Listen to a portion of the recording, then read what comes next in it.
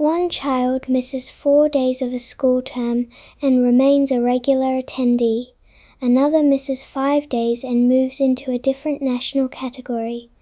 Their learning does not suddenly change at midnight between those two numbers, the statistic does. That is the key to understanding New Zealand's school attendance headlines. The main national measure is not the average share of all school days attended.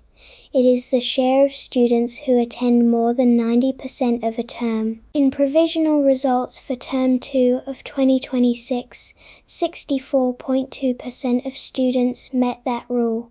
The comparable figure 1 year earlier was 58.4%. More than 500,000 students were counted as regular attendees, while just over 57,000 were chronically absent. The improvement is real. So is the distance hidden inside the headline. A standard school term is about 10 weeks.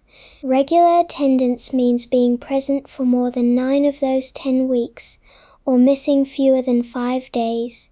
The calculation uses half days. For attendance purposes, a half day is at least 2 hours before or after noon. Below the regular group are 3 more categories. A student attending more than 80% and up to 90% has irregular absence.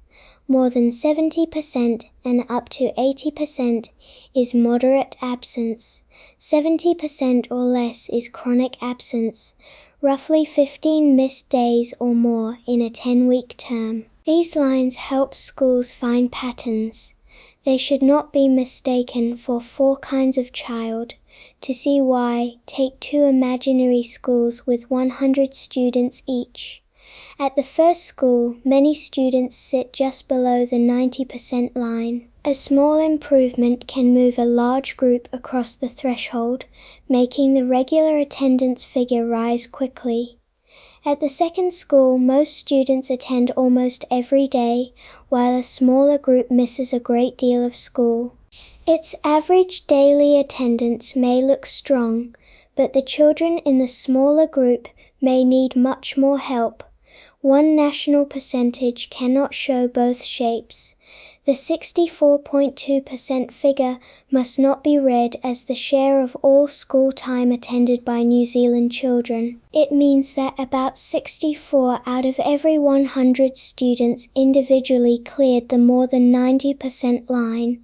The remaining students include a child who missed only 1 day too many and a child who was absent for most of the term. They are not the same problem. There is another important detail. The regular attendance measure counts presence, not blame. An absence can be justified, such as short-term illness, or another reason accepted under school policy. It can be unjustified, such as a term time holiday, or an absence without an accepted explanation. Both still remove time from the classroom, so both can affect whether a student crosses the 90% line. That may sound unfair when a child is genuinely sick. The measure is not supposed to declare that every absence is bad behavior. It is meant to show how much access to teaching was lost. The response should then match the reason. A child recovering from treatment may need health support and a careful learning plan. A family without reliable transport may need a practical route to school. Someone avoiding bullying needs safety, not a lecture about percentages.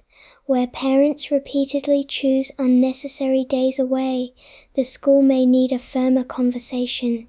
Counting comes first. Understanding comes next. New Zealand law generally requires children from age 6 to 16 to attend school whenever it is open. An enrolled 5-year-old is also expected to attend. Yet the attendance system cannot work only as a legal threat. Absence can point to illness, housing instability, family crisis, transport trouble, bullying, disability, or a student who no longer feels that school belongs to them. By 2026, the national response had become more stepped. The The government target in force that year called for 80% of students to attend more than 90% of each term by 2030. From the beginning of Term 1 in 2026, state and state-integrated schools have been required to have an attendance management plan. The stepped attendance response is designed to make action begin before absence becomes a long habit, while specialist attendance services focus on more serious and complex cases. The threshold has value because delay is easy to excuse day by day. 2 half-days become a day becomes a week across the term. By the time absence is chronic, catching up involves more than handing over a worksheet. The student has missed explanations, practice, friendships, routines, and the small moments when a teacher notices confusion. Research in New Zealand has found that each additional half-day of absence is associated with a reduction in the number of secondary school credits later gained.